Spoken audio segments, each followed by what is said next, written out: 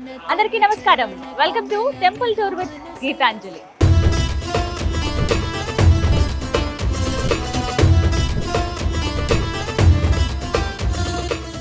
రామాలయం లేని ఊరు, రామనామం పలకని నోరు ఉండదు అంటారు. ఇది అతిశయోక్తి కాదండి. అంతటి మహిమా స్వరూపుడు ఆయన. అడిగిన వెంటనే వరాలను సంగుతాడు. తలచిన వెంటనే మనం ఏదైనా ఒక మాట అనుకుంటే చాలట, ఆయన వెంటనే ప్రత్యక్షమయ్యి అభయం ఇస్తాడట. ప్రత్యేకంగా ఒంటిమిట్ట కోదండ రామాలయంలో అయితే స్వామివారి నిదర్శనాలు ఎన్నో ఉన్నాయి. ఆ ప్రదేశంలోనే ప్రస్తుతం నేనున్నానండి. ఇది ఎంతటి పుణ్యక్షేత్రం అంటే స్వయంగా స్వామివారు నడయాడినటువంటి ప్రదేశం, అలాగే ఎన్నోసార్లు నిదర్శనాలు చూపించినటువంటి ప్రదేశం. ప్రపంచంలో మనం ఎక్కడా చూడని విధంగా హనుమంతుడు లేని రామాలయంగా కూడా ఒంటిమిట్ట కోదండ రామాలయాన్ని చెబుతారు. ఎన్ని విశేషాలున్న ఆలయ సందర్శనం చేసుకుందామా? మరి ఆ స్వామిని కూడా దర్శించుకుందాం రండి. శ్రీ కోదండ రామస్వామి వారి ఆలయానికి ఇదే ప్రధాన ద్వారం అండి. తూర్పు ద్వారం దగ్గర మనం ఉన్నాము. ముఖ్యంగా 3 ద్వారాలు ఉంటాయి ఆలయానికి. ఉత్తరం, దక్షిణం, ప్రధానమైనది తూర్పు మార్గం. ఇదే రాజగోపురం నుంచి మనం ఆలయం లోపలికి అడుగు పెట్టాల్సి ఉంటుంది. రండి వెళ్దాం.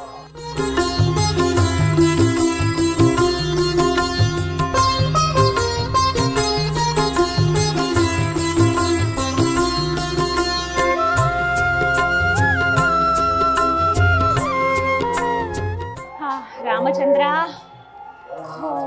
ఎంత అద్భుతంగా ఉందో చూడండి. ఆలయం లోపలికి అడుగు పెట్టగానే మనకి అద్భుతమైన శిల్పకళ ఆకట్టుకుంటుంది. 11వ శతాబ్దంలో నిర్మించినటువంటి ఆలయం కదా, ఆ శిల్పకళ చూడండి ఎంత కళగా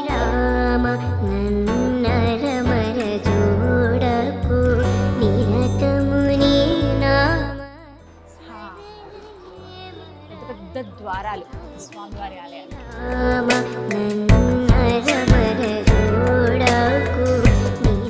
మందిర శిల్పకళలో ఒక విచిత్రాన్ని మీకు చూపిస్తాను చూడండి. ఇదిగోండి, ఇక్కడే ద్వారం. మన లోపలికి రావడమే ఎడం పక్కగా మీరు గమనించవచ్చు. అందరూ ఖచ్చితంగా వీక్షించండి ఇది అద్భుతాన్ని. ఇక్కడ చూడండి, ఇక్కడ ఒక్కసారి ఈ విధంగా క్లోజ్ చేస్తే మొత్తం నందీశ్వరులు ఇలా పైకి తలెత్తినట్టుగా మనకు కనిపిస్తాయి. అదే ఇక్కడ క్లోజ్ చేస్తే ఏనుగు, ఇదంతా కూడా ఏనుగు రూపం. ఎంత చక్కగా చెక్కారో చూడండి. రెండు ఒకలాగానే ఉన్నాయి.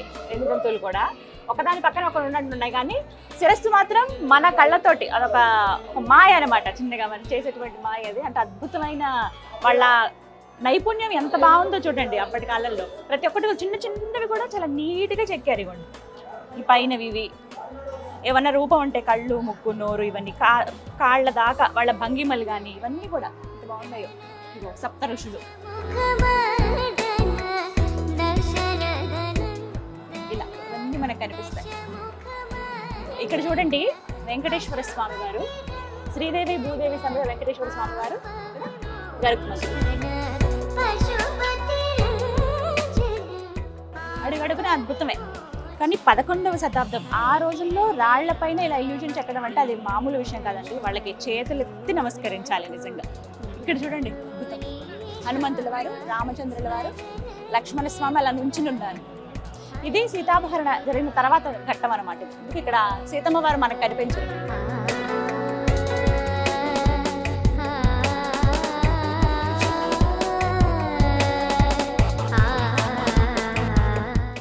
లోపలికి రాగానే మనకి ఇక్కడ కొన్ని శాసనాలు కనిపిస్తాయండి. 1356వ సంవత్సరంలో రాసినటువంటి శాసనాలు, శిలా శాసనాలు ఏవైతే ఉన్నాయో అవి ఇక్కడ మనకు కనిపిస్తాయి.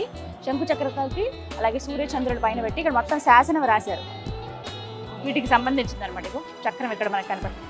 ఇవన్నీ కూడా అప్పటి స్టోన్స్. ఎంత జాగ్రత్తగా వీటిని భద్రపరిచారో కదా, భద్రపరిచారు, కాపాడుకుంటూ వస్తున్నారనే చెప్పుకోవాలి. తూర్పు ద్వారం నుంచి అలా లోపలికి రాగానే ముందుగా మనకు ధ్వజస్తంభం దర్శనమిస్తుంది. ఆ ధ్వజస్తంభానికి నమస్కరించుకుని ప్రదక్షిణానికి వెళ్తాం.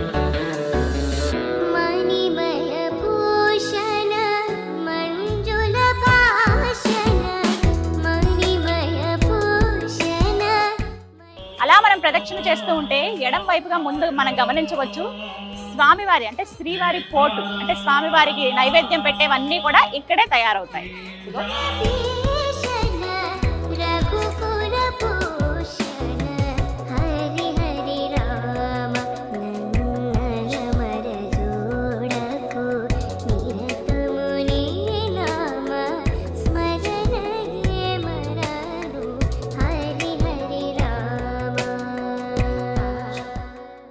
అలా మనం 2 అడుగులు ముందుకు వేసుకుని వస్తేనండి ఎడం పక్కగా చూడొచ్చు మూర్తులు ఎంత దివ్యంగా ఉంటారు. ఇక్కడ ప్రతినిత్యం హోమం చేస్తారు స్వామివారికి.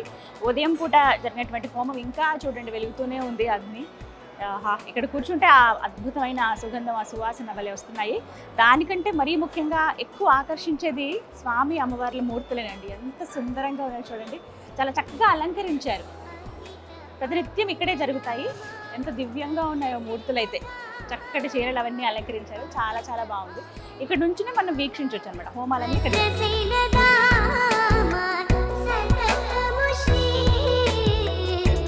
బ్రహ్మోత్సవాలు జరుగుతున్నాయి స్వామివారికి. ప్రతినిత్యం వేల మంది భక్తులు వస్తూ ఉంటారండి. పైగా ఇది వేసవి కాలం. ఇంత ఎండలో భక్తుల దాహార్తిని తీర్చేందుకు ఎన్నో ఏర్పాట్లు కూడా చేశారు ఆలయ కమిటీ వారు. ప్రధానంగా టీటీడీ వారు అయితే ఎక్కువ చొరవ తీసుకుని భక్తుల సౌకర్యార్థం కొన్ని ఏర్పాట్లు చేశారు. అందులో భాగంగా మంచినీరు సరఫరా అనమాట. ఎక్కడికక్కడ మంచినీళ్ళు అందిస్తున్నారు, మజ్జిగ ప్యాకెట్లు ఇస్తున్నారు, ఎప్పటికప్పుడు ప్రసాదాలు, ఇవన్నీ కూడా ప్రతినిత్యం భక్తులకు అందుతూనే ఉంటాయన్నమాట.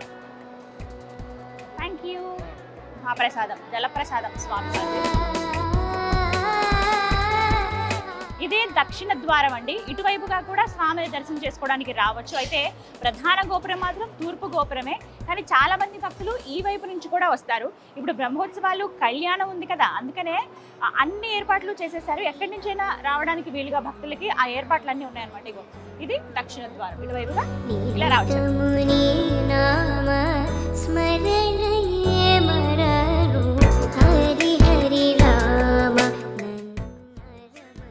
అలంకరించారు, చాలా అందంగా తీర్చిదిద్దారనే చెప్పుకోవాలండి. లక్షల మంది భక్తులు వస్తారు స్వామివారి కళ్యాణానికి. ఇందులో భాగంగా ప్రస్తుతం ఏర్పాట్లు అయితే అంగరంగ వైభవంగా ఉన్నాయన్నమాట. అందరికీ అన్ని సౌకర్యాలు ఉండే విధంగా ఏర్పాట్లు చేశారు. ఇప్పుడు మీకు మరొక ప్రాంతాన్ని చూపిస్తాను. ఇక్కడే స్వామివారి కళ్యాణోత్సవం జరుగుతుంది. అలాగే మీకు కొన్ని విజువల్స్ చూపిస్తాను. కరెక్ట్గా మేము షూటింగ్ వస్తున్నాం అన్నప్పుడే మా అదృష్టం ఇది. తిరుమంజనోత్సవం జరుగుతోంది స్వామివారికి.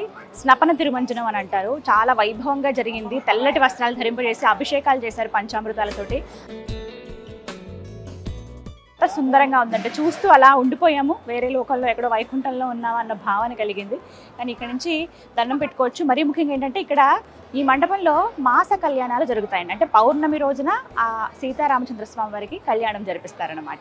ఇక్కడే ఆ ప్రదేశం. రామచంద్ర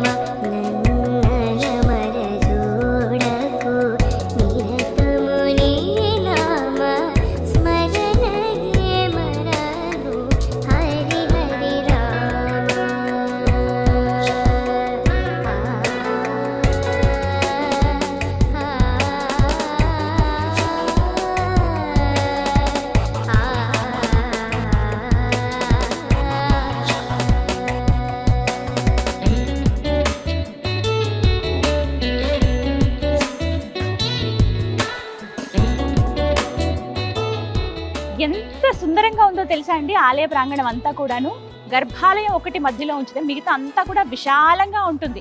ఎంతమంది భక్తులు వచ్చినా ఏమాత్రం ఇబ్బంది పడకుండా కూర్చుని ఆ స్వామి వారిని కొలుచుకునే విధంగా ఏర్పాట్లు చేశారు. ఎంత దివ్యమైన అతి ప్రాచీనమైన మందిరం ఇది. దగ్గర దగ్గర 11వ శతాబ్దంలో నిర్మించారంటే అప్పటి కళ చూడండి. అంటే ఆర్కిటెక్చర్ కావచ్చు, చుట్టూ ఉన్నటువంటి రాజగోపురాలు ఇవన్నీ కూడా. ఇంకొకటి ఏంటంటే మరీ ముఖ్యంగా చెప్పుకోవాలి, ఒక్కొక్క రాజు కాలంలో ఇంత ఇంత ఇంత ఇంత అలా అభివృద్ధి చెందుతూ వచ్చిందనమాట ఈ ఆలయం. ముందుగా ఒకసారి గర్భాలయం చూడండి ఎంత పురాతనమైందో. అంటే ఆ ఫీల్ అలా ఉంచడానికే ఏమో కానీ ఎక్కడ రంగులు అనేవి వేయలేదు. ఏ గోపురానికి మనం రంగులు చూడం. చూసారా, దక్షిణం, ఉత్తరం, తూర్పు రాజగోపురం, అలాగే ప్రధాన గర్భాలయం. ఎక్కడా మనం రంగులు వేయడం అనేది చూడం. పాతకాలం కాబట్టి అలాగే ఉంచేశారు. అలా తెలియటానికి చూడగానే మనకి ఎన్నేళ్లదో ఈ స్వామి మందిరం అని అనిపించే ఆ భావన వచ్చేస్తుంది అనమాట మనకి.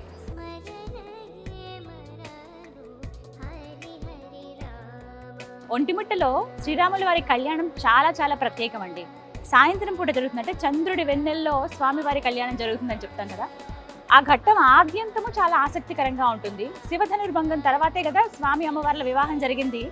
కళ్యాణ ఘడియలు ఎప్పుడైతే ముందుకు వస్తున్నాయో ఆ ముందుగా కొన్ని క్రతువులు ఇక్కడ జరిపిస్తారు. అందులో ప్రధానమైనది శివ ధనుర్భంగం.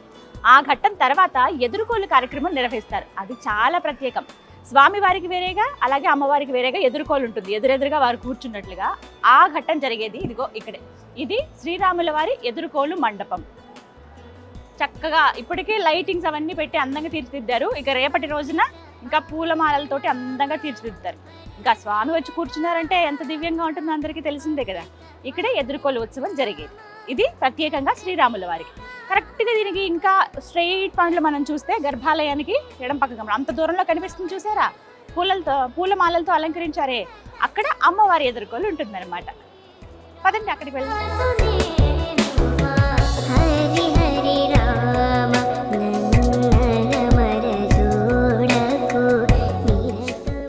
అలా మనం ముందుకు నడుచుకుని వస్తుంటేనండి ఇక్కడ మనం చూడొచ్చు ఉత్తర ద్వారం.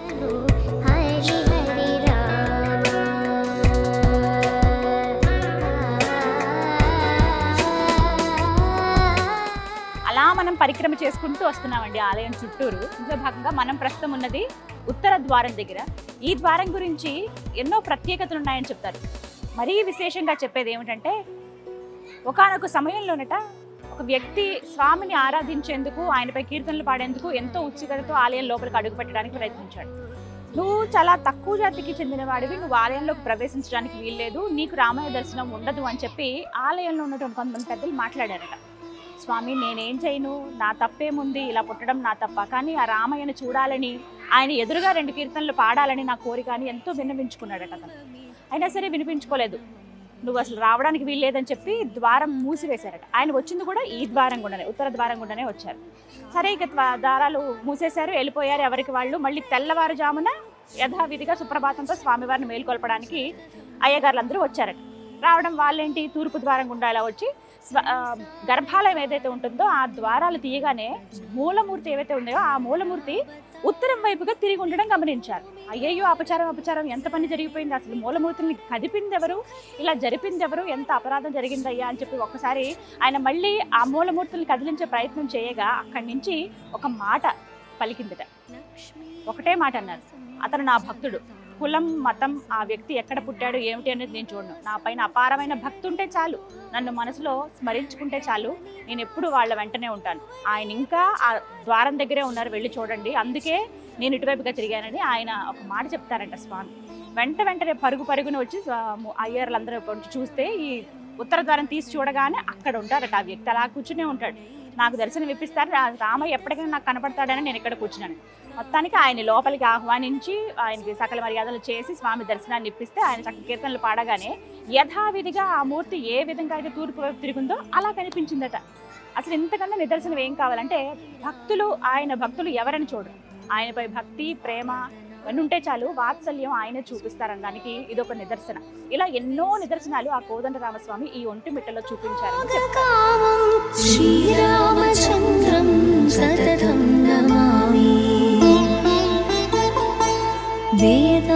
ఈ కోదండరాముడి సన్నిధిలోనే ఆ పరమశివుణ్ణి కూడా మనం దర్శించుకోవచ్చండి. అదే రామలింగేశ్వరుడి రూపంలో.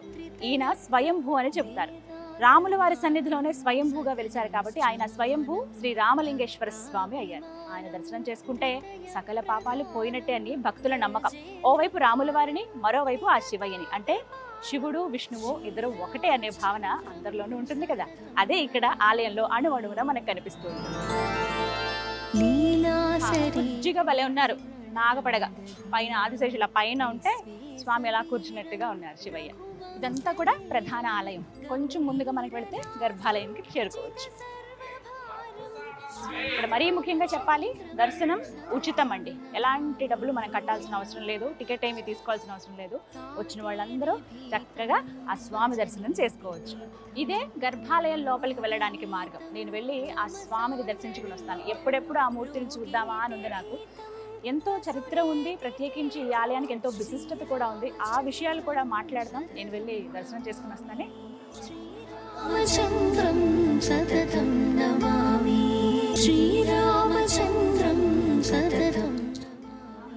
శ్రీరామ, ఎంత చక్కగా దర్శనం జరిగిందో తెలుసా. స్వామివారి అలంకరించినటువంటి మాల ఇచ్చారు, అలాగే స్వామివారికి పూసినటువంటి చందనం ఇచ్చారు, అలాగే స్వామి అమ్మవారి దగ్గర పెట్టిన పువ్వులు ఇచ్చారు. ఎంత అనుగ్రహం శ్రీరామచంద్రుల వారిది. మాట్లాడదాం విశేషాలు. ఆ మూర్తిని చూడగానే నాకు చాలా చాలా సంతోషం అనిపించింది. నేను ఇది మొదటిసారి అనుకుంటున్నాను స్వామి అలా నిలువెత్తు రూపం చూడటము. అంటే అమ్మవారు లక్ష్మణుడితో సమేతంగా అయోధ్యలో చూశాను ఆ బుజ్జి రామయ్యని, కానీ ఇక్కడ ప్రత్యేకంగానండి ఒంటిమిట్టలో స్వామి నిలువెత్తు రూపాన్ని చూశాను. కోదండపాణి అంటారు కదా, ఆ బాణం అలా పట్టుకుని ఉన్నారు ఆయన. మా నడుముకి ఒక కత్తి కూడా ఉంది. మొత్తం అంతా బంగారు ఆభరణాలు వేశారు స్వామికి. ఓవైపు కంటే ఎడం పక్కగా అమ్మవారు ఉన్నారు, కుడివైపుకి లక్ష్మణ స్వామి ఉన్నారు. ఇక్కడ హనుమంతుడు అసలు ఉండరండి, ఎందుకంటే అప్పటికి హనుమంతుడు శ్రీరాముల వారిని కలవలేదు. హనుమంతుడు లేని ఏకైక ఆలయం ఈ ప్రపంచంలో ఏదైనా ఉంది అని అంటే గనక శ్రీరాముల వారి చెంత, అది ఒంటిమిట్ట మాత్రమే. అది ఇక్కడ ప్రత్యేకం. ఇంకా చెప్పాలి అని అంటే స్వయంగా జాంబవంతుల వారు ప్రతిష్ఠించినటువంటి విగ్రహం అన్నమాట. అదంతా కూడా ఏకశిల, ఒకే శిల పైన ఉన్నారు. పైకి మనకు అంత కనిపిస్తున్నా భూమి లోపలికి ఇంకా కొన్ని అడుగులు కిందకు ఉందంటండి. అంత పెద్ద శిల అది. పూర్తిగా ఒకటే శిల పైన ముగ్గురు రూపాలు మనం చూడొచ్చు. అలా నుంచుని ఉన్నారు. అమ్మవారు అయితే సిగ్గుపడితే ఎంత ముద్దుగా ఉందో తెలుసా, పచ్చటి చీర అలంకరించారు. స్వామివారికి ఏమో పింక్ కలర్ బ్లూ కలర్ పంచుతో అలంకరించారు. పైన ఆభరణాలు ఇవన్నీ వేశారు. ఆయన రాజు కదా, మహారాజు కదా, ఎంత బాగుందో. అలాగే లక్ష్మణ స్వామి కూడా పచ్చటి పంచ, చాలా సుందరం. కూర్చున్నంతసేపు అంటేనండి కొంచెం లోపలికి కొద్దిగా పర్మిషన్ తీసుకుని వెళ్ళాము. మేము అలా నుంచి చూసినంతసేపు కూడా మా మనసు కళ్ళు అన్నీ అక్కడే ఉండిపోయినాయి. ఆ అమ్మవారిని ఒకసారి, అయ్యవారిని ఒకసారి, లక్ష్మణ స్వామి వారిని ఒకసారి అలా చూస్తూనే ఉండిపోయాం. ఎక్కడో వేరే ప్రపంచంలో ఉన్నామన్న భావన కలిగింది. బంగారు ఆభరణాలు వేశారు. అంత దూరంలో స్వామి మరీ దగ్గరగా కాదు, కొంచెం దూరంలో చూడొచ్చు అనమాట. ఆ గర్భాలయంలోనే ముందుగా మనకి దశావతారాలు ఇలా చెక్కినట్లుగా అందంగా కనిపిస్తుంది. లోపలంతా కూడా అతి పురాతనమైనటువంటి ఆలయం ఇది అని చెప్పడానికి గుర్తుగా చూడొచ్చు. ఆనాటి కాలం శిల అంతా కూడా ఆనాటి కాలం. అసలు ఎలా తీసుకొచ్చారు ఇక్కడ దాకా అనేది అంతగా దండకారణ్యం ఇదంతా కూడాను. అయినా చాలా శ్రమ కూర్చి ఆలయాన్ని నిర్మించారనే చెప్తారు. మూర్తులు అయితే చాలా సుందరంగా ఉన్నాయి. మీరు వస్తే ఆలయానికి కాసేపు గడపండి, ఒక 2-3 నిమిషాలైనా అక్కడ నుంచి అలా చూస్తే చాలా స్వామి అమ్మవార్లను, లక్ష్మణ స్వామిని మనసంతా నిండిపోతుంది. ఎన్నెన్నో కోరికలు చెప్పుకోవాలి అది ఇదని వెళ్తాం, కానీ అక్కడికి వెళ్ళాక అవి ఏం గుర్తురావు. వాళ్ళని చూస్తే అలా చూస్తూ ఉంటాం అంతే. చూశాను, ఒకసారి వారి అనుగ్రహం వచ్చిందని అనిపించింది. గంధం వారికి అర్పించినది, అలాగే పూలమాల, ఈ పూలు అవన్నీ ఇచ్చారు. చాలా సంతోషం అనిపించింది. అలా నడుచుకుంటూ ఇలా వచ్చి మీ ముందు కనబడుతున్నాను. చూస్తే అర్థమైంది కదా ఎంత సంతోషంగా ఉన్నాను. ఇక స్వామివారి ప్రసాదానికి దారి ఇటువైపుగా అండి. ఇక్కడికి వెళితే మనకి చక్కగా వేడివేడి ప్రసాదం అందిస్తారు. ఇక వెళ్ళి తీసుకుందామా మరి, రండి. శ్రీరామచంద్రం సతతం నమామి. వేడివేడిగా బెల్లం పరమాన్నం స్వామికి ఎంతో ఇష్టం అంట. మధురం అంటే చాలా ఇష్టం కదా రామచంద్రుడికి. అందుకే చక్కగా మనకి ఈ సమయంలో వచ్చినందుకు ఈ ప్రసాదం లభించింది అనమాట. రకరకాలుగా పెడుతూ ఉంటారు స్వామికి. అంటే పొంగల్ పెడతారు, అలాగే పులిహోర నైవేద్యంగా సమర్పిస్తారు, అలాగే చక్కెర పొంగల్ పెడతారు, బెల్లం పరమాన్నం, ఇలా రకరకాలుగా ఉంటాయన్నమాట. మనకైతే ప్రస్తుతం బెల్లం పరమాన్నం ఇచ్చారు ప్రసాదం. చాలా మధురంగా ఉంటుంది స్వామివారి ప్రసాదం.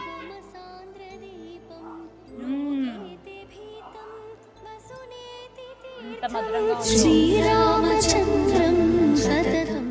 ఒంటిమిట్ట శ్రీ కోదండ రామాలయం గురించి ఎన్నో గాథలు ప్రచారంలో ఉన్నాయండి. ప్రత్యేకించి ఒక్క గాథ గురించి చెప్తారు. ఏమిటి అని అంటే, పూర్వకాలంలో అంటే త్రేతాయుగంలో శ్రీరాముల వారి కళ్యాణం తర్వాత వారు అరణ్యవాసం చేపట్టిన తర్వాత ఈ ప్రాంతానికి వచ్చినప్పుడు ఇక్కడ భృంగి అలాగే మృతంగ అనే మహర్షులిద్దరూ కూడా ఒక యాగం తలపెడతారు. ఆ యాగాన్ని రాక్షసులు వచ్చి పాడు చేయాలని చూస్తారు. అది ఎంతకీ వాళ్ళు తట్టుకోలేరనమాట. ఎంత చేసినా సరే ఏదో ఒక రకంగా పాడు చేయాలని ప్రయత్నిస్తూనే ఉంటారు. ఆ ఋషులు ఇంకా ఒకటే మాట చెప్తారు, మేము ఇంత కష్టపడుతున్నాము, మా యాగానికి ప్రతిఫలం ఉండాలంటే అది పూర్తి చేయాలి. మీలాంటి పరాక్రమవంతులు ఉంటే వాళ్ళ నుంచి మేము బయటపడతాము, యాగాన్ని పూర్తి చేయగలుగుతామని చెప్పి వెళ్ళి రాముల వారికి చెప్పుకుంటే, అప్పుడు రాముల వారు ఆ రాక్షసులు ఎవరైతే ఉన్నారో వాళ్ళని పిడిబాకుతో సంహరిస్తారట. అందుకే ఇక్కడ మూలమూర్తికి బాణంతో పాటుగా పిడిబాకు అంటే ఒక చిన్న కత్తి ఇక్కడ బొడ్డులో ఉన్నట్టుగా మనం చూస్తాం. అది కూడా పూర్తి బంగారంతో ఉన్నది. లోపల గర్భాలయంలో స్వామివారిని గమనిస్తే మనకి తెలుస్తుంది అనమాట. ఆ పిడిబాకుతో ఆ రాక్షసుల్ని సంహరించారు. దానికి గుర్తుగా ఎంతో సంతోషించి స్వామి, అమ్మవారు అలాగే లక్ష్మణుల వారు వీరు ముగ్గురే కదా అరణ్యవాసపుడు వాళ్ళు వచ్చి ఇలా రక్షించారు. అందుకని వాళ్ళు గుర్తుగా ఒక రూపాన్ని శిలపైన చెక్కి ఉంచుకున్నారనమాట. ఆ నిత్యం పూజ చేసేవాడు. అలా అలా కొన్ని యుగాలైన తర్వాత జాంబవంతుల వారు ఒకానొక సమయంలో స్వామి అనుగ్రహం కోసం ఇదే గుట్ట పైన తపస్సును ఆచరించారట. అలా ఎన్నో సంవత్సరాల తపస్సు చేస్తూ ఉండగా ఎదురుగా ఉన్నటువంటి ఇంకో గుట్ట పైన స్వామివారు ప్రత్యక్షమయ్యారట. జాంబవంత ఎందుకు ఇంతగా తపస్సు చేస్తున్నావు, నీకు ఏం కావాలి, దేని గురించి అని అడిగితే, స్వామి నీ కనికరం కావాలి, నీ అనుగ్రహమే కావాలి అని అంటే ఖచ్చితంగా కావాల్సిన వరాలను అందిస్తారట. ఎన్ని వరాలను అందించినా సరే, ఇక్కడికి నేను కోరుకుంటే, నేను మనస్సు పెట్టి ధ్యానం చేస్తే నాకు నువ్వు అనుగ్రహం ఇచ్చావు. అలాగే భక్తులందరూ ఎవరు వచ్చినా కూడా, ఎవరు నిన్ను తలుచుకున్నా కూడా, వచ్చి నిన్ను మొక్కినా నువ్వు అదే విధంగా అనుగ్రహించాలి. ఇక్కడ ఉన్నటువంటి నీ రూపం ఏదైతే ఉందో అది నేను ఇక్కడ ప్రతిష్ఠిస్తాను స్వామి అని చెప్తారట. తక్షణం అదే అవశ్యం తప్పకుండా జరుగుతుంది, నీకు అనుగ్రహిస్తానని చెప్పి స్వామి అంతర్ధానం అయిపోతారు. ఎంతో సంతోషించి జాంబవంతుల వారు ఏదైతే ముందు మహర్షులు చెక్కినటువంటి శిల ఏదైతే ఉందో, అంటే స్వామివారి రూపం, అమ్మవారు, శ్రీరాముల వారు, అలాగే లక్ష్మణ స్వామి వారు మొత్తం ఒకటే శిలపై చెప్తారు. ఆ రూపాన్ని తీసుకొచ్చి ఇప్పుడు మనం చూస్తున్నటువంటి ఈ గర్భాలయంలో ప్రతిష్ఠ చేశారనమాట. స్వయంగా జాంబవంతుల వారు ప్రతిష్ఠ చేసినటువంటి విగ్రహం ఇది. ఆ 3 కూడా ఏకశిలపైన ఉంటాయి. అందుకనే ఇంతకుముందు, ఇప్పుడంటే ఇది ఒంటిమిట్ట రామాలయం అంటున్నారు కానీ మీరు కొన్ని చోట్ల కూడా పేర్లు గమనించవచ్చు, ఏకశిలా నగరం అని. ఏకశిలపైన రాముల వారు, సీతమ్మ తల్లి, లక్ష్మణ స్వామి వీరు 3 ఉన్నారు కాబట్టి ఇది ఏకశిలా నగరం అని ఆయన చెప్పుకుంటారనమాట. ఈ విధంగా ఒక గాథ ప్రచారంలో ఉంది.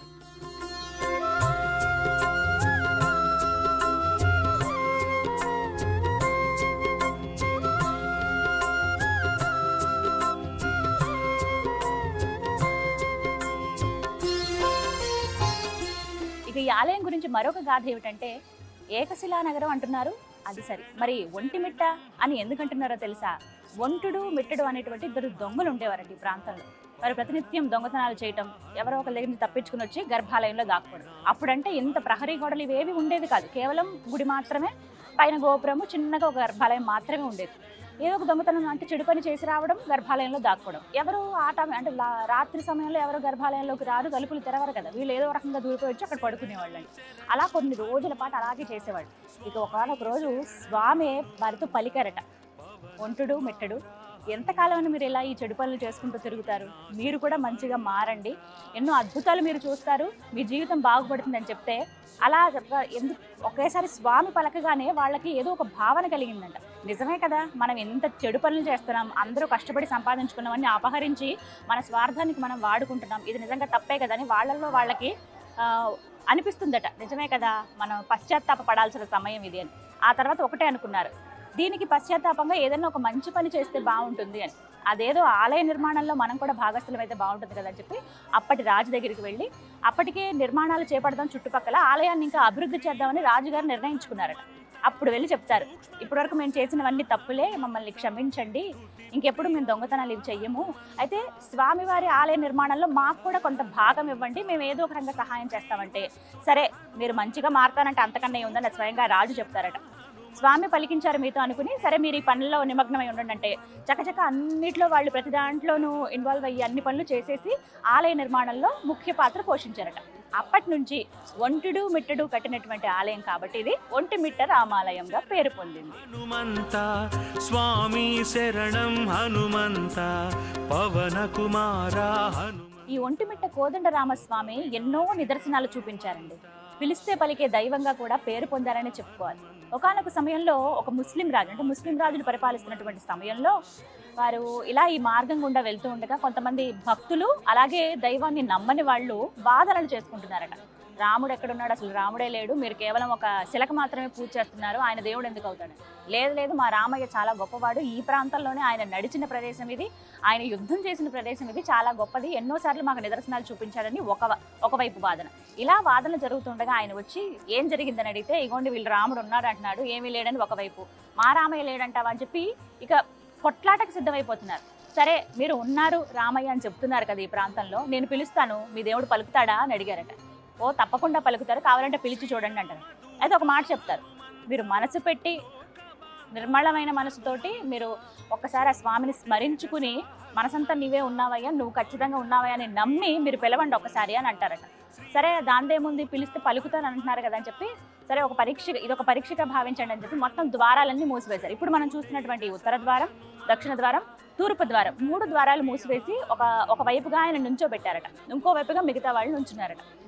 గట్టిగా 3 సార్లు ఆయన రామ రామ రామ అని మొదటిసారి పిలిచిన వెంటనే గర్భాలయంలోంచి ఓ అని ఒక శబ్దం వినపడిందట. మళ్ళీ రెండోసారి రామ అని పిలిచారు, మళ్ళీ ఓ అని పలికారట. ఇక 3వసారి పిలిచేటప్పటికి మళ్ళీ ఓ అని వచ్చింది. మనం ఒక మనిషిని పిలుస్తున్నామంటే అవతల మనిషి ఉంటేనే కదా పలుకుతారు. ఇంకా ఆయనకి దెబ్బకి 2 చేతులు జోడించి నమస్కరించుకుని స్వామి నువ్వు ఖచ్చితంగా ఉన్నావయ్యా అని మిగతా వాళ్ళకు కూడా ఆయన ఈ విధంగా నిదర్శనం చూపించారు. అప్పటి నుంచి ఆయన కూడా తరచుగా ఆలయానికి రావడం, దర్శించుకోవడం మనం గమనిస్తాం. ఇలా ఈ మతం ఆ మతం, ఈ కులం ఆ కులం అని లేదండి. అందరూ ఆ రామయ్య భక్తులే, అందరూ ఆ రామయ్యను ఇష్టంగా పూజించే వాళ్ళే. ఒకసారి స్మరిస్తే చాలు, రామ ఈ తారక మంత్రాన్ని జపిస్తే చాలు, ఎంత దూరంలో ఉన్న భక్తుల కోసం ఆయన వచ్చేస్తారు. ఎక్కడున్నా సరే ఆయన నేనున్నానంటూ పలుకుతారు. అలా ఇప్పుడు నేను చెప్పినవి కేవలం చాలా తక్కువ నిదర్శనాలండి. అడుగడుగున మీరు ఒక్కసారి ఆలయానికి రండి, మీకు ఎక్కడ చూసినా అద్భుతమైన శిల్పకళతో పాటుగా ఆ రాముల వారి రూపమే దర్శనమిస్తూ ఉంటుందన్నమాట.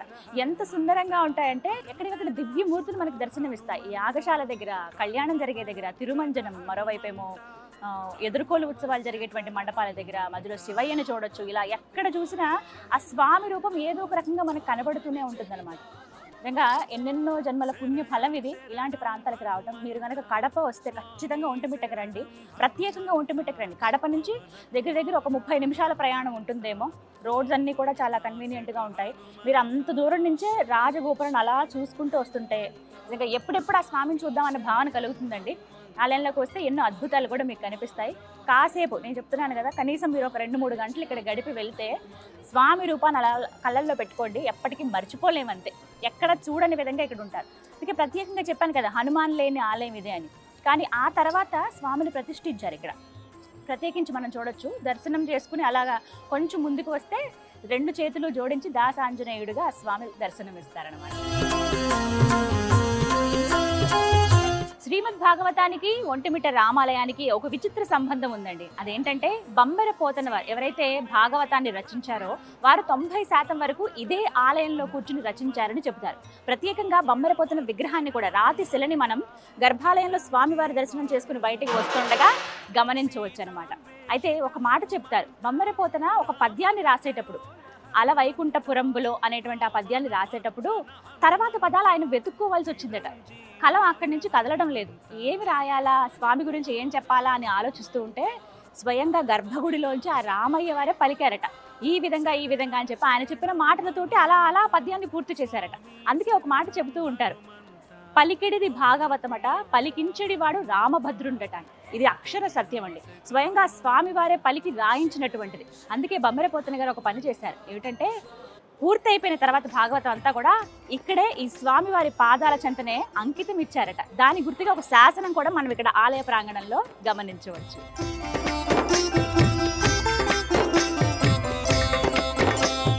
గరుడ గమన తవ చరణ కమలమిహ మనసి లసతు మమ నిత్యం.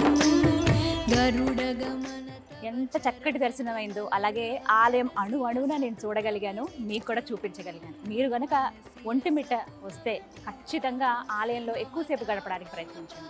ఎన్నిసార్లు చూసినా ఎంతసేపు ఉన్నా తనివి తీరటం లేదు, ఇంకా ఉండాలి కాసేపు అని అనిపిస్తోంది.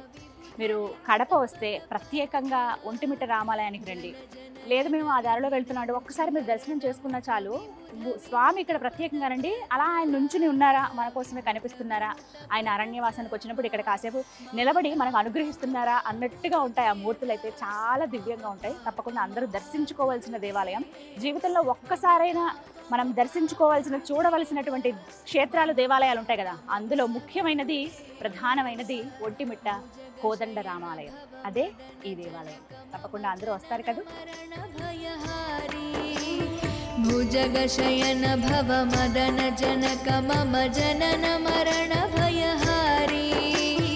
జనన మరణ భయహారీ. మమ తాపమ పాకురు దేవ, మమ పాపమ పాకురు దేవ. మమ తాపమ పాకురు దేవ, మమ పాపమ పాకురు దేవ. భక్త సంజీవరాయ స్వామి అంటే ఆ హనుమంతుల వారేనండి. స్వామివారి పాదాల చెంత లేరు కదా, చాలా బాధపడ్డారట. అయ్యో ఆయన లేకపోతే ఎలా అని చెప్పి, ఎందుకంటే అప్పటికి ఇంకా కలవలేదు స్వామి. ఇక్కడికి వచ్చినప్పుడు ఆయన జననంగానే అవ్వలేదని చెబుతారు.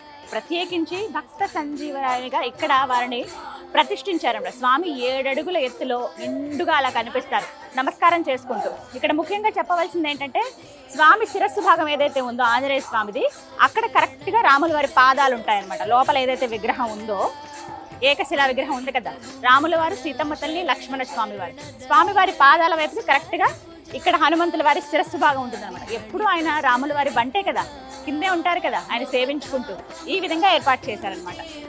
రాముని దర్శనం చేసుకుని ఆ తర్వాత వచ్చి ఈ భక్త సంజీవరాయని కూడా మనం దర్శనం చేస్తాం.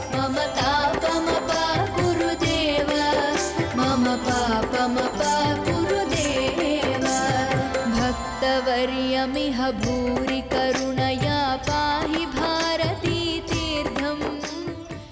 శ్రీ కోదండరామ స్వామి వారి రథం చూసారా, ఎంత పెద్ద రథమో. ఈ రథం పైనే స్వామివారు ఊరేగుతారు. కళ్యాణం జరిగిన తర్వాతి రోజున మొత్తం ఇక్కడ ఈ గ్రామాలన్నీ కూడా ఊరేగిస్తారండి. అశేషమైన భక్తుల నడుమ ఆ స్వామివారి ఊరేగింపు చూడాల్సిందే. ఎంత కన్నుల పండుగగా ఉంటుందో.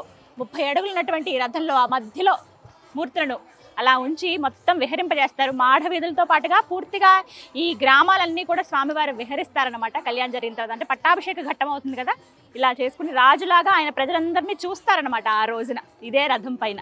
ఎంత పెద్ద రథమో చూడండి, సుందరంగా అలంకరించారు. కళ్యాణం ఉందిగా మరికొద్ది రోజుల్లో. ఒంటిమిట్ట కోదండ రామాలయానికి దగ్గరలోనే మనం రామతీర్థం, లక్ష్మణ తీర్థం అని చూస్తామండి. ఆ ప్రదేశానికి వెళ్ళే మార్గమే ఇది.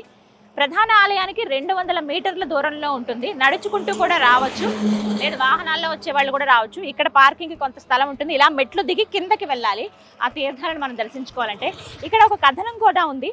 అరణ్యవాసంలో ప్రత్యేకించి సీతారాముల వారు అలాగే లక్ష్మణుల వారు వెళుతున్నప్పుడు సీతమ్మదేవి రాముల వారిని ఒక మాట అడుగుతుందట. ఇది ఇంత దండకారణ్యంగా ఉంది, పశుపక్షాదులు దాహం తీర్చుకోవడానికి చుక్క నీరు కూడా లేదేంటి స్వామి అని అడుగుతుందట. అప్పుడు జానకమ్మ మనసులో ఉన్నటువంటి అంతరంగాన్ని రాముల వారు గమనిస్తారట. ఏంటి అని అంటే సీతమ్మ వారికి దాహం కలిగింది అని. ఆవిడ డైరెక్ట్గా స్వామివారిని అడగకుండా ఈ విధంగా వాటన్నిటికీ ఎలా స్వామి మరి అని అడుగుతుందట. వెంటనే ఆయన ఆ మనసులో ఉన్నది గమనించి తన దగ్గర ఉన్న బాణంతో కిందకి నేలపైకి బాణం ఇలా విసురుతారట. కిందకి ఇలా వేయగానే భూమి అంతా ఇలా చీలిపోయి లోపల నుంచి గంగా జలం పుట్టుకొస్తుంది. అలా వచ్చినటువంటి నీరు ఏదైతే ఉందో ఇప్పుడు రామతీర్థంగాను. మరోవైపున లక్ష్మణ స్వామి వారు కూడా నిజమే కదా, ఇక్కడ ఉన్నటువంటి పశుపక్షాలన్నిటికీ కూడా నీరు కావాలి, అవన్నీ ఇక్కడ వచ్చినప్పుడు వాటి దాహార్తి తీరాలనే ఉద్దేశంతో ఆయన కూడా ఒక బాణాన్ని ఆ రామయ్యను స్మరించుకుని వేస్తారట. అది లక్ష్మణ తీర్థంగా. 2 గుండాలు మనకి పక్కపక్కగానే కనిపిస్తాయి. మెట్లు దిగి కిందకి వెళ్లాల్సి ఉంటుంది. ఇలా ఇక్కడ దర్శనం చేసుకుని కూడా స్వామివారి దగ్గరికి వెళ్ళి అక్కడ కాసేపు ఆలయంలో కూర్చుంటారు చాలామంది. ధ్యానం చేసుకోవడం, ఆ స్వామివారిని మనసారా తలుచుకోవడంతో మొత్తంగా ఒక్కొక్కటి చూసుకుంటూ వెళ్తానండి. ప్రతి చోట ఆనవాళ్లు మనకు కనిపిస్తాయి. అరణ్యవాసంలో వారు అడుగుపెట్టి ఇక్కడ కొంచెం రోజుల పాటు గడిపినటువంటి ప్రదేశాలు ఇవన్నీ కూడాను. ఎంత పుణ్యం, ఎంత పావనమో కదా.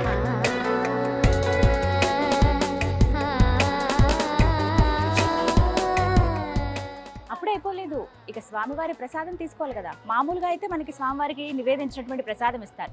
ఇక అన్న ప్రసాదం తీసుకోవడం అనేది ఎంతో అదృష్టం. చాలా మంది వేచి ఉండి మరి అన్నప్రసాదం తీసుకుని వెళ్తూ ఉంటారు. మనం మధ్యాహ్నం సమయానికే ఉన్నాం ఇక్కడ. ప్రత్యేకించి వెళ్ళి అన్నప్రసాద కేంద్రంలో ఆ స్వామివారి ప్రసాదాన్ని స్వీకరిద్దాం.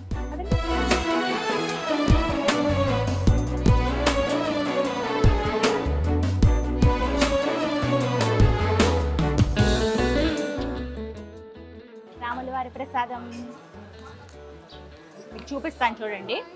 ఆలయ ద్వారం నుంచి మనం బయటికి రాగానే, అంటే రాజగోపురం ఏదైతే ఉందో బయటికి రాగానే మనం బయటికి వస్తూ ఉండగా ఎడం వైపుగా కనిపిస్తుంది శ్రీ కోదండ రామస్వామి వారి నిత్య అన్నదాన క్షేత్రము అని చెప్తుంది. లోపలికి ఇలా రండి, విశాలమైన ఒక హాల్ ఉంటుంది. ముందుగా వడ్డించే వాళ్ళు ఇక్కడంతా కూర్చొని తినడానికి అనమాట.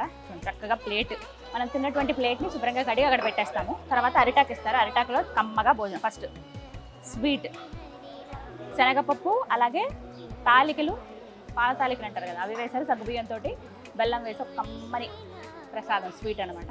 తర్వాత పుదీనా పచ్చడి, అన్నం, మామిడికాయ పప్పు, అప్పడాలు, రాగి ముద్ద కూడా ఉంటుంది. కావాలంటే అది కూడా తీసుకోవచ్చు. మళ్ళీ అన్నం పెట్టించుకోవచ్చు, ఉచితమే. లిమిటేషన్ అంటే ఏం లేదు, ఒక్కసారే పెడతారు అన్నం, అలా ఏం లేదు. మళ్ళీ మళ్ళీ పెట్టించుకోవచ్చు. మన కడుపు నిండేంత దాకా మనం ఇక్కడ స్వామివారి ప్రసాదాన్ని స్వీకరించి వెళ్ళొచ్చు అనమాట. మీరు వస్తే స్వామివారి ప్రసాదం తీసుకోవడం మర్చిపోకండి. రామచంద్ర వేడి వేడిగా ఉంది. పాల తాలికలు తిని ఎన్ని సంవత్సరాలు అయిపోయిందో.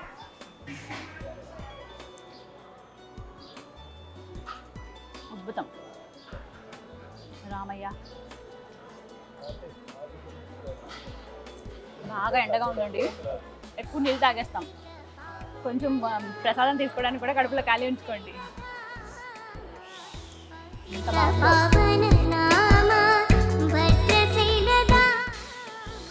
మొత్తం అదృష్టం ఉండాలి ఇలా ప్రసాదం స్వీకరించాలి అని అంటే. రాజగోపురం నుంచి అలా ఆలయంలోకి ప్రవేశించి ఆలయ విశేషాలన్నీ తెలుసుకుంటూ ఆ స్వామివారి దర్శనం చేసుకున్న తర్వాత అలాగే ఆంజనేయ స్వామిని కూడా దర్శనం చేసుకుని అలా బయటకు వచ్చి స్వామివారి ప్రసాదం తీసుకోవడంతో ఒంటిమిట్ట కోదండరాముడి దర్శనం పూర్తయినట్లు. నా దర్శనం అయితే పూర్తయింది. మీరు కూడా ఆ స్వామి అనుగ్రహం పొందాలంటే ఖచ్చితంగా జీవితంలో ఒక్కసారైనా ఒంటిమిట్ట రండి. ఆ రాముల వారి నిలువెత్తు రూపాన్ని సందర్శించుకుని వారిని చూసి ఆ దర్శన భాగ్యం పొందాలని నేను కోరుకుంటున్నాను. కడప రండి. కడప నుంచి జస్ట్ ఒక అరగంటలో మీరు ఆలయానికి చేరుకుంటారు. అంత దూరం నుంచి మనకు ఆ గోపురాలు కనపడుతుంటే అలా వచ్చి కాసేపు ఇక్కడ స్పెండ్ చేయండి. వీలైనంత వరకు ఇక్కడ ఒక పూటైనా గడపడానికి ప్రయత్నించండి. ఎక్కడ మీరు జీవితంలో ఎప్పుడూ అనుభూతి చెందినటువంటి ఒక ప్రత్యేకమైన ఒక ఆకర్షణకు లోనవుతారు స్వామివారిని చూడగానే. అలాంటి అనుగ్రహం కలగాలనే మనస్ఫూర్తిగా కోరుకుంటున్నాను. ఇది ఇవాల్టి టెంపుల్ టూర్ విత్ గీతాంజలి. మరో దివ్య ఆలయ సందర్శనంతో మళ్ళీ మీ ముందుకు వస్తాను. జయ శ్రీరామచంద్ర.